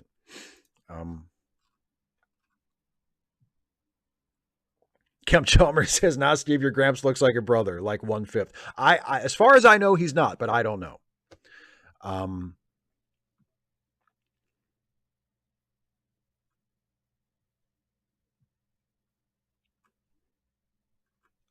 Serenum Geek with a member message says, Steve, I will always be for a different system than this one because I don't believe Joanna and Phoenix have to always suffer. They are suffering now. Well, I mean, I don't believe they should always suffer either. I mean, I'm completely with you on that. And yes, Daryl, yes, my grandfather and my father were both military vets. They both served in the United States Navy. Yeah. Hi, Hannah. Kemp Chalmers says, does Steve have the N pass? No, I do not. Nor would I assume that I did. Yeah, 255 AD. I thought so. It's been a while since I've been to the Neon Reel website, but yeah, I thought there was a picture of me on the front, but I haven't actually worked. I haven't actually been active with them for several years. Pedro Nagura says, I was rewatching some Hammer movies and Curse of the Werewolf was a highlight. Have you seen this one? Do you like werewolf movies? Yeah, I love Curse of the Werewolf. I think it's not usually talked about as often as like Curse of Frankenstein or Horror of Dracula, but Curse of the Werewolf is really good. I think that was Oliver Reed's first movie or one of his first movies at least. And yeah, it's a really good one. I like it a lot.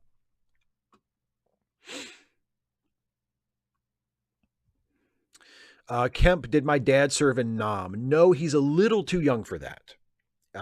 He was not, he missed Vietnam by a couple of years. Opinions no one cares about says, I just finished watching Enterprise last night and I was wondering, am I the only one who was frankly bored with the Mirror Universe storyline? It just didn't work for me. It's not my favorite episodes of Enterprise either. I think once the novelty wears off of, oh, they're going to be on, recreated TOS sets. Like once that wears off, it's like, oh, okay. Like I don't really like it either. And I didn't like the mirror universe stuff in Discovery's first season either. Like I think that was one of the things that really made that first season of Discovery feel like it just kind of ran off the tracks. It was like, God damn it, they're in how many episodes have they been in the mirror universe? Jesus Christ. Like they were in the mirror universe for like 4 or 5 episodes. I'm like, God damn it, there's only like 14 episodes in the season. I think the first season had 15 episodes, but nonetheless, way too much time spent in the mirror universe. I would be completely fine if we never visited the mirror universe ever again.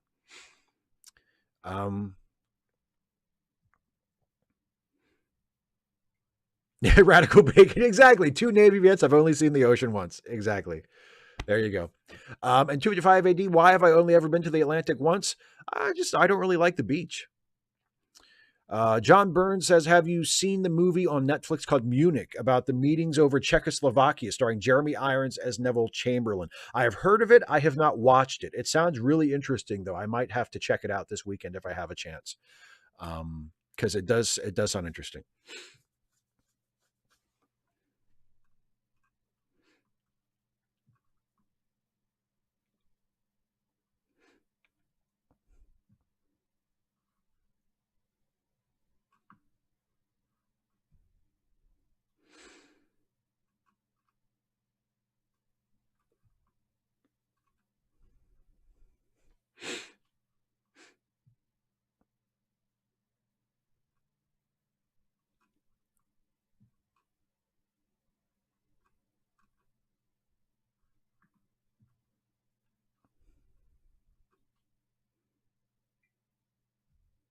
Oh, and I saw a little bit earlier. Daryl Lett says, "When I was a child, did I know any World War veterans, and do you miss any of them today?" I don't think anybody close to me was a World War II veteran. My pap, again, just like my dad was a little young for Vietnam, my pap was too young for World War II. When my pap joined the Navy, it was in the Korean War era. So he was not old enough to enlist during World War II. Pap was born in 1929, so he would have been too young for World War II. But he enlisted in his when he was about 18, I think, and joined the Navy. So he was in during the Korea War era. But no, so he was not a World War II veteran. I'm sure that there was someone I knew who was a family friend or an acquaintance of one of my grandparents or something who was a World War II vet, but I can't think of who that would be. So I don't think there's anybody, there's nobody obvious that I knew who I was close to who was a World War II veteran.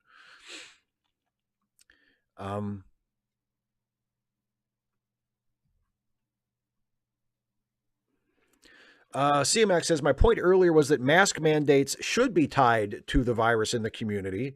Yes, way too early, still way too much to lift. Vaccine mandates shouldn't. That sends the message that vax only when bad. Oh, okay. Yeah, I agree with that. Yeah, I agree with that. Absolutely. Yeah, mask. Yeah, it makes more sense to tie mask mandates to case numbers, whereas the vaccine is everybody should get the vaccine because that's how you lay the foundation for not having higher case numbers next time, or yeah, I agree with you there completely. Intergalactic Classics with a super chat, thank you very much, says, are you a fan of Jim Cornette and his podcast? Jim Cornette is one of my extremely problematic faves. I think Jim Cornette, in terms of his mind for the wrestling business, is pretty spot on. Like in terms of the basics, when Jim Cornette talks about how a wrestling match should go, how a show should be laid out, basic stuff like that, I think he's got it nailed. Like I agree with him 100%. But I think he's too close-minded about stuff that falls outside of his personal taste, like Kenny Omega, for example. Kenny Omega is not my favorite wrestler.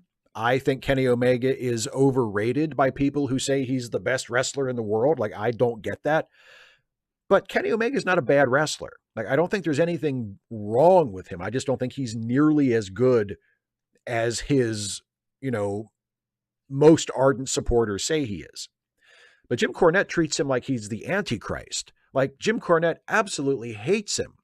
And same thing with the Young Bucks. I'm not really a fan of the Young Bucks. I don't like their style. I don't like the kind of matches they have. Their cage match from last year with the Lucha Brothers just won Match of the Year with the Wrestling Observer Awards. I did not like that match. I know a lot of people loved that match, and clearly a lot of people liked it because it was voted Match of the Year. I just did not like that match. But a lot of people did.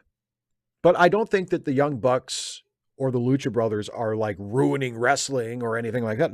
Their matches just don't happen to be to my taste. But Jim Cornette treats them like they're just the worst thing ever. He goes way overboard. He's way too reactionary and way too angry about stuff that falls outside of his taste. Like, he feels like the way he thinks it should be done is the only way anybody should ever do it, you know? And I just think that's a little too far. And plus, he is incredibly, politically, he's more to the left. He's a liberal like me. So politically, we agree on pretty much everything, but he's also, a 60-year-old white guy from Kentucky. So he has certain tastes and certain opinions and certain attitudes that are reactionary, that are racist or borderline racist, or at least racially insensitive or insensitive to LGBTQ people, etc. That he is really reluctant to change. And that sucks, and so he's a very problematic figure. I do listen to his podcast. I do enjoy it a lot. Sometimes he'll say stuff that I'm just like, oh, fuck, like, why am I listening to this? But yeah, he is a very, very frustrating figure for sure. Super chat from John Burns, who says, after pushing for police legislation, it hasn't been passed, and the Liberals need to NDP and Bloc Québécois to support the bill. Trudeau accused a Jewish con MP of supporting swastika waivers. That sounds like a problem. I don't know anything about the stories. I'm just sort of going from what you say, but that doesn't sound great. Especially accusing a Jewish minister of supporting swastika waivers. But I don't know the story. 2-5 AD says, my grandfather was in World War II on an Arctic convoy protecting ships. I only found out from a TV documentary a decade after his death how hellish that posting was. Yeah, wow, that's amazing. I mean, like I said, I didn't know any World War II veterans closely, but I'm told by a lot of people that many World War II vets were reluctant to talk about their experiences. Like, they didn't talk about how bad it was.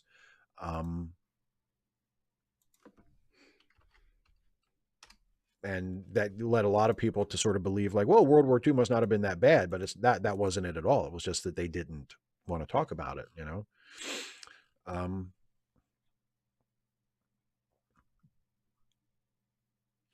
Pedro Noguera says, is there a good wrestling movie besides the one with Mickey Rourke? I don't really get wrestling, but I believe there's great potential for cool stories. I mean, The Wrestler, the one with Mickey Rourke, is the best one. I don't think there are any other fictional films set in wrestling that are really worth checking out.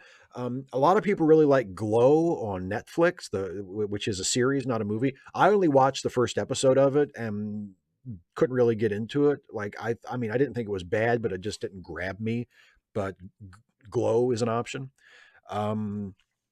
And there are movies like there was a movie from the 70s that Vern Gagne made that was also called The Wrestler. That is not a good movie, but is kind of a curiosity if you're interested in wrestling and how it was in the 70s.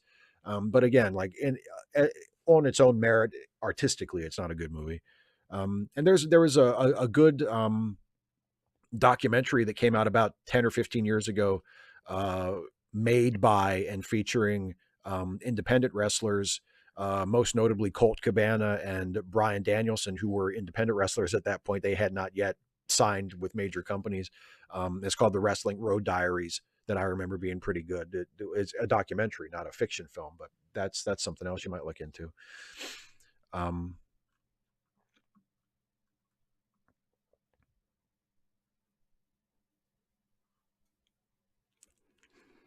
Jan Ertel says, Steve, I'd love to hear your thoughts on how Strange New Worlds might handle its more classic Trekish episodic approach while modern audiences are used to serialized stories. Cheers from Germany. Well, thank you for joining us.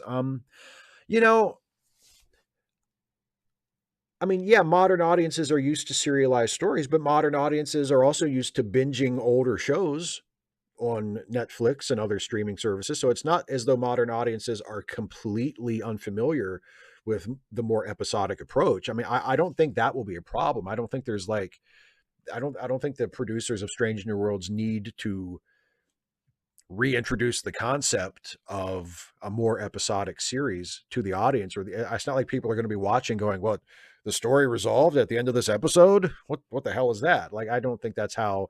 I just don't think that'll be a barrier. I think that, but I do think, even though what I expect, and I have no way of knowing this, I don't know anything about the show that anybody else knows. Um, but I would expect that the episodes, based on what we've been told by the producers and such, that the episodes will be more standalone than episodes of, say, Discovery typically are, but that there will still be serialized elements that carry from episode to episode. You know, so they won't be completely isolated like an episode of classic Star Trek, where it's like, you know, something happens in one episode and then the next episode it's like the episode right before it never happened. It won't be like that compartmentalized. There will be serialized elements that carry through, but it will be mostly standalone plots of the episodes, which, I mean, I hope that's how it is, because I kind of think that's how everything should be. You know, like, I wish that the other Star Trek shows were like, I wish that Discovery was more like that, where, yes, I like the season long story arcs. You know, I like having a plot that carries through all the episodes and pays off at the end. I just wish they would figure out a way to tell those stories in episodes that had more self-contained stories and were more satisfying in their own right as episodes, you know, so that they didn't feel like chapters in a book, but they felt more like short stories that were connected by common threads, right?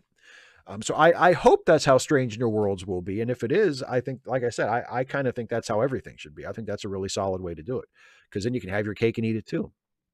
Or you eat one piece of cake and it's delicious in its own right. And you're like, oh, what a great piece of cake. And you know that there's more cake to come and it's all the same cake, you know? I don't know. I'm just talking about cake. Um, Radical Bacon says there's a Neon Reel movie called Toby Benson Wants His Money. Is there any relation? Yes, I wrote it. I wrote it and star in it as the voice of Toby Benson. Yes, so there is a relation, yes.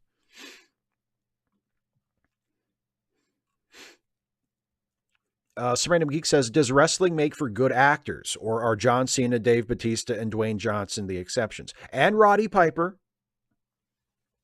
But yes, they are the exceptions. Most wrestlers, even really, really good wrestlers who are great at the role they play in wrestling, in movies are not very good historically.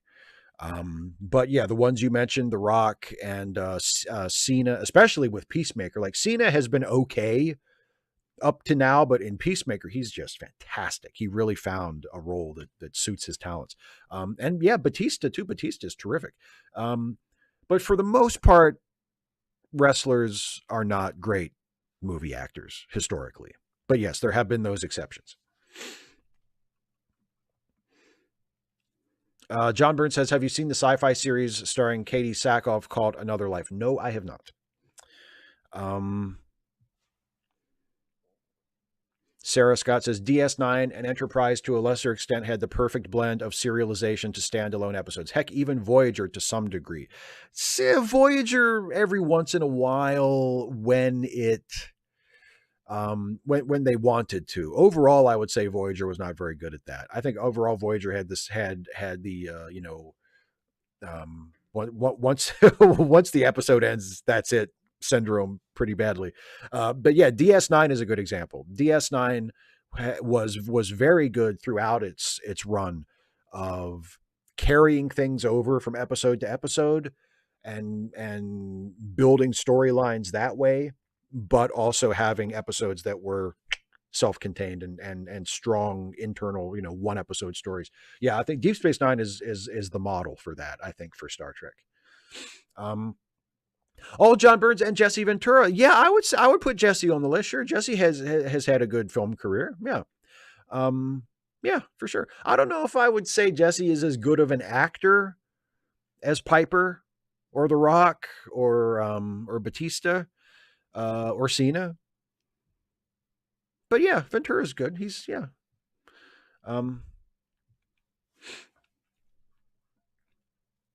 Sarah, I think a wrench and a spanner are the same thing. If I correct me, anybody who knows, correct me if I'm wrong, but I think, yeah, wrench is just the American word for spanner, I believe, and spanner is just the English word for wrench. I think.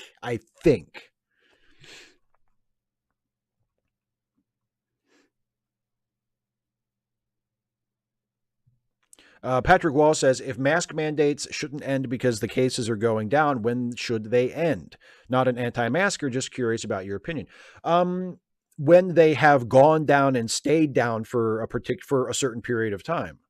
That's when I think when it's safe. Not just because now it's like the cases are trending downward, but there are still new cases. So if everybody takes the masks off and just goes back to acting completely normal, the cases are going to start going back up because that's what happened last time. But if we wait until cases go down and stay down and wait until they've been down for let's say a couple of weeks and then take the masks off, then that might be a little safer, but we keep jumping the gun. Thank you, Valerifon. Yes, wrench equals spanner. I thought so. Sarah says, I like that even the standalone DS9 episodes were still set up by ongoing events like House of Quark. Yeah, I mean, Deep Space Nine was really good at that. Was really good at that. Dennis Rodman was also a wrestling actor. Dennis Rodman was just barely a wrestler. I think he had maybe 2 matches in WCW in 97 and 98. I think it's a stretch to call Dennis Rodman a wrestler. He was an acting athlete. Let's say that. 285 AD says, if we don't know the probability of life developing, you can't reason from a sample of 1. How can you know it's implausible that we aren't the only time? Well, I don't know, but it's just a sense I have. I like I say, I acknowledge that it's not, a logically sound argument. I mean, I think I acknowledge it's an argument from incredulity, which is a logical fallacy, but if we know that life evolved naturally on this planet from elements that were present, those elements are present elsewhere in the universe in certain concentrations in great abundance. Like we have found evidence from the spectroscopic analysis of exoplanets where we found exoplanets that are more or less in the habitable zone of their stars, that are terrestrial like Earth, and that have the same elements that we know are here on Earth that allow for life to exist. And if we can find those planets with those elements with our extremely limited means, of being able to detect things like that suggests that those elements and those concentrations and those conditions are not entirely uncommon when you consider how big not only our galaxy is, but the whole universe of galaxies is. So it just seems improbable to me that we're the only time that life ever evolved, And like I say, I don't pretend that it's, a mathematically sound argument, because you're right. You can't reckon probability from one example. That's completely accurate and reasonable. But it's just, the universe is so big and so full of stuff and so full of the stuff that makes life work that it just seems incredibly improbable to me that we would be the only planet where life would evolve. Radical Bacon, yes, Toby Benson is Toby Benson. Yes. Actually, okay, so there were two versions of Toby Benson Wants His Money made. They were both from the same script, but in the second version, actually, this is a little bit of stuffy trivia. In the second version, Toby Benson himself, the dog, was not available, so we had to hire a new dog to play the part of Toby Benson, and that dog was Hans Krieger. That's how Hans Krieger came into our lives. Was we got Hans Krieger to take the place of Toby Benson, to play Toby Benson in the second version of Toby Benson Wants His Money. So yes, it is Toby Benson, but in the second version, Toby Benson is played by Hans Krieger. So there you go.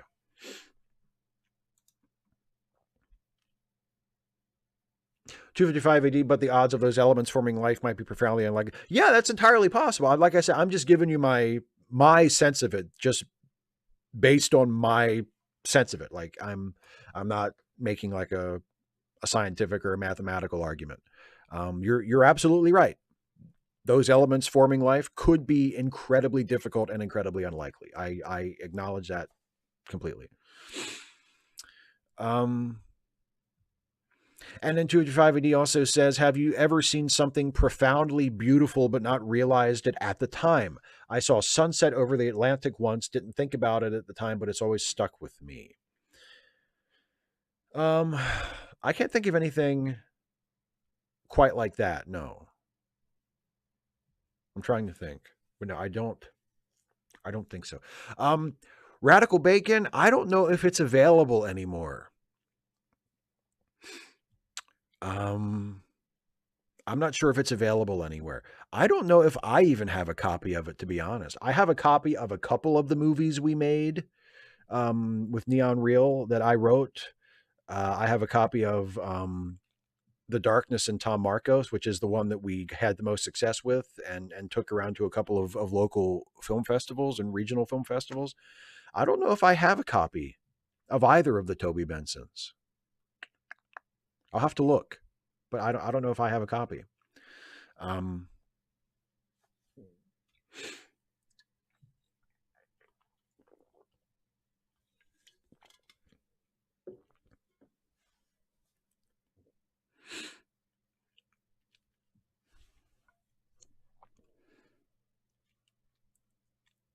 Yeah, Kemp, I made some flicks, kinda, sorta.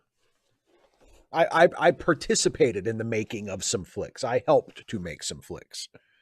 Yeah, it was a wonderful, fun, great experience. Yeah, but again, like I said before, like very, very low budget. Like someone said, "Oh, did you work for Troma?" No, Troma was way, way, way ahead of where we were. No. Pedro Nagira says, if you could appear as an extra on a Star Trek show, but under heavy makeup as one of the alien races, what alien would you pick? Maybe a Ferengi Shives, Klingon Steve? Sorry, no Breens. I guess I'd want to be a Klingon. Yeah, I guess I'd want to be a Klingon. Or Octopus Head. Did anybody see that blooper from? I think Ryan's edits put that up, but it's a blooper from season 2 of Discovery at the end when Captain Pike is about to leave and go back to the Enterprise, and he says, "There's just one last bit of business I have to take care of before I go, and that is who's going to be your new captain after I leave." And I think we all know who it's going to be. And he turns and he points at an extra in crazy alien makeup who has no lines in the show at all, just has like a big alien head. And he points at her and goes, "It's Octopus Head. Get on up here, Octopus Head."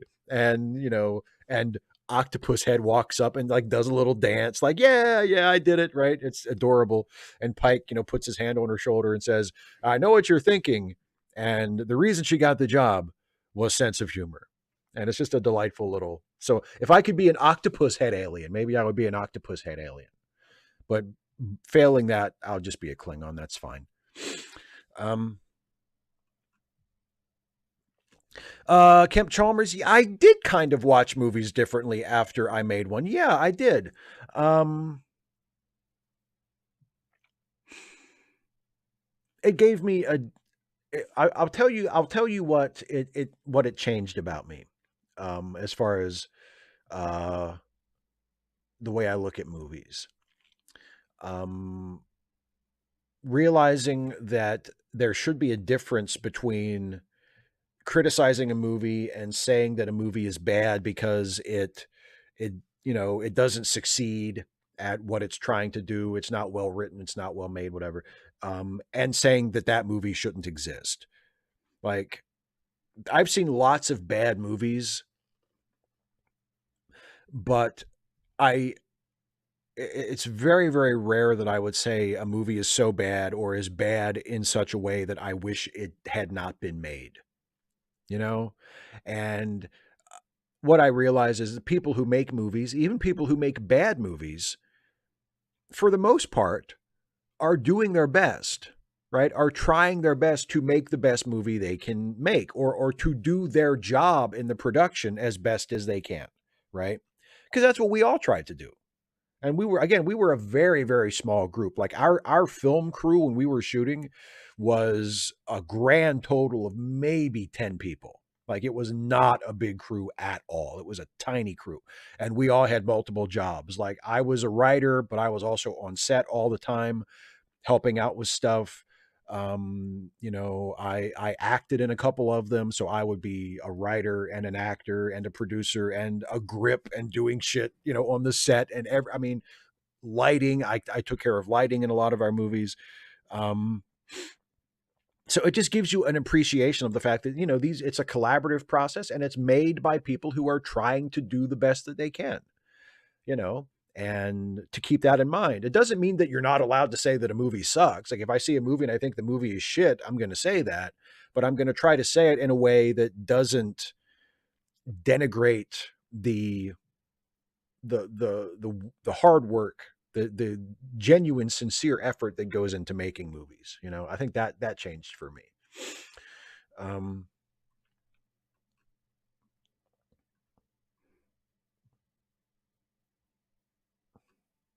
285AD says, could you argue the fact that we don't see evidence of other technological civilizations, no radio waves, no Dyson swarms, etc., is reason to believe life is relatively rare? I think life being relatively rare is one possible explanation for that. I also think it might be because um, of the scale of the universe. It's possible that life exists and that there are many, many civilizations out there on other planets, but they're just so far away from each other that we haven't come into contact with anything yet. I think that's possible. And is also another explanation for it. But yeah, it could be. Yeah, the extreme rarity of life could very much be an explanation for that. Um, CMX says, I like Yannick Muller's question. Well, let me see what was his question. So apparently there's going to be a Kelvin verse Star Trek 4 after all. Thoughts? I'm super excited. I'm super excited. I love the Kelvin verse. I love Chris Pine as Captain Kirk and Zachary Quinto as Spock and Carl Urban as Bones and Zoe Saldana as Uhura. I think I love that whole John Cho as Sulu. I hope they all come back. I'm super hyped for it. I'm very excited for it. For a while there, it looked like they weren't going to do it because they were going to do one a couple years ago and then it fell through. And then there was, for a couple years there was the Tarantino thing where Quentin Tarantino was going to direct a Star Trek movie, and then that didn't happen. And now it looks like they're actually going to do it. They have a director, and which, I mean, they had a director before, but it didn't happen. But apparently they have it on the schedule to start shooting late this year, and they're negotiating with the cast to have everybody come back. I'm super excited about it. So yeah, I'm Star Trek 4, right? I'm very happy. I'm very happy. Um, John Burns says, Picard maneuver, Riker maneuver. Do you have a Data maneuver, a Geordi maneuver, a Wesley maneuver, a Worf maneuver, a Troi maneuver? Um, I think the Data maneuver is that thing he does with his head when he's thinking. Like, a Geordi maneuver would be when he gets shut down on a date. Now, what would be a Geordie maneuver? Um, a Geordie maneuver would be like the LeVar Burton laugh. You know what I mean? The oh, when he's like, yeah, or when in First Contact when when Zephram Cochrane says, "I got to go take a leak," and Geordie says, "I'm not detecting any leak," and Cochrane's like, "I mean, I'm going to go take a piss," and Geordie goes, "Oh, leak." That's pretty funny. Does that dorky LeVar Burton laugh? That's the Geordie maneuver. And I'm sure there's the Wesley maneuver is being told to shut up by Captain Picard. The Worf maneuver is losing a fight, at least on TNG. On Deep Space Nine, the Worf maneuver is winning a fight. The Troi maneuver is when she says, "I'm not sensing anything, Captain." John Burns, who'll play Chekhov? I don't think they're going to recast it. I believe Chekhov will just not be in it. I do not believe they will be recasting after the death of Anton Yelchin. Yeah, Patrick's way ahead of me. The Wesley maneuver is shutting up. Exactly. Oh, Pedro, that's it. Yes, the Geordie maneuver is when he escapes the explosion of the warp core rolling on the ground. Yes, perfect. Perfect. That's the Geordie maneuver. There's a coolant leak. Got to eject the core. And then they bring down the wall and he rolls under it at the last second. Yes. Yes. Yes, 25580. Actually, I am done. It's weird how it often, you running out of questions often coincides with me getting ready to wrap up the show. So yes, I am going to end the show now. Thank you all so much for joining me. And before I go, don't forget about the charity links, charitylinks.page. Some random geek mentioned it earlier, and it is linked in the description. It has charity links to help out a lot of our friends, but specifically our friend Joanna, who is forced to ask for help on a regular basis, and it sucks. And if any of you can help Joanna out, that would be incredibly appreciated. And if you can help out any of our friends on the charity links, that would be appreciated. It's charitylinks.page, and it is linked in the description of this video. Also, don't forget to subscribe to Dana's YouTube channel, youtube.com/Dana Cold Dares, and to watch Dana's live stream, the Saturday 6, tomorrow starting at 6 p.m. Eastern. The link to the Saturday 6 is linked in the description of this video as well. There's Jason saying, "I've goofed around with my internet friends long." Well, I'm wrapping it up, man. I'm ending the show, so you just give me some space, okay? I'm doing my thing. I'm wrapping it up. Okay. Come in here at the last minute. Show your ass at the last minute. Haven't been here for the whole show. Then you just come in and you're like, "Okay, Steve, time to wrap it up." I'm wrapping it up. I would have been wrapped up if it wasn't for this distraction. Anyway, and Dana also has a Patreon, patreon.com/Dana Cold Dares, where if you support her, you can get cool perks. Like if you join Dana's Patreon at the $20 a month level, which is the highest level, she'll make you a very fine hat. Digitally, of course. She's not going to make you like an actual physical hat, but she'll make you a nice picture, a nice transparent PNG picture of a hat that you can add to your user pick on Twitter or whatever you want to do with it. It's magnifique. Anyway, so that's all of Dana's stuff linked in the description of the video. Don't forget her live stream tomorrow. Don't forget her YouTube channel. Don't forget her Patreon, patreon.com/Dana Cold Dares. Don't forget my Patreon. God damn it. It's my channel, patreon.com/Steve Shives. If you want to support my work here on YouTube, you can become a patron at any membership level from $1 a month on up to whatever you can afford and whatever you think I'm worth. Or if you don't want to become a supporter through Patreon, you can also just become a channel member by clicking the join button. And whether you become a patron or a member, you get, at any level, you get to submit questions ahead of time for Ask Away, and you get to vote in the polls that determine upcoming topics for my Trek Actually videos. So there you go, patreon.com/Steve Shives. And also don't forget that I am on a couple of podcasts, the Let Me Listen family of podcasts. In fact, I'm on Late Seating, which is the movie review podcast with myself and Jason, and also the Ensign's Log, the Star Trek themed comedy podcast with Jason and Dana and myself. New episode of the Ensign's Log just went up today, and it's goddamn hilarious. I hope you all listen to it and enjoy it. Let me see. There was a super chat from John Burns that I missed that says, actually, the Riker maneuver reminds me of how some wrestlers will climb over the top rope while entering a wrestling ring. Yeah, only the really tall ones, though. If a wrestler is not quite tall enough, it looks like they're hurting themselves when they go over the top rope.